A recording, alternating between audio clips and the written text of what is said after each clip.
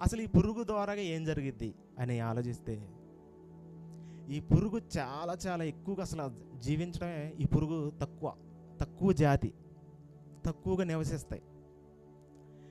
అప్పుడు ఆ కాలంలో ఏదన్నా బట్టలకి వేసే రంగు కానీ, నేత వేయడానికి కానీ, ఏదైనా వస్తువులకు కానీ కలర్ కానీ వేయాలంటే రెడ్ కలర్ అనేది దొరికేది కాదు.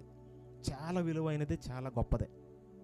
ఈ పురుగు నుండి దాన్ని చంపి ఆ పురుగుని పిండితే వచ్చేదే రెడ్ కలర్ వచ్చేది. రక్తం ఇట్లా కారిపోతూ ఉంటుంది.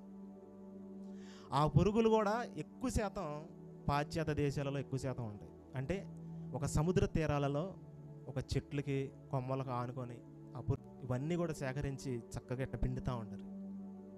అలా పిండిన తర్వాత దాంట్లో నుండి రెడ్ కలర్ వచ్చింది, దాంట్లో నుండి వేరే కలర్ మిక్స్ చేస్తే ఊదా రంగు కలర్ వచ్చింది. ఆ ఊదా రంగు మనం ఆల్రెడీ అపోస్తల కార్యంలో చూస్తాం. తుయతైర పట్టణస్థురాలు ఊదా రంగు పొడి అమ్ముకునే అమ్మాయి. దానికి ఎంతో విలువగా, పొడి అంటే అప్పుడేదో ఊరికినది కాదు, అది చాలా వెలతో కొన్నది.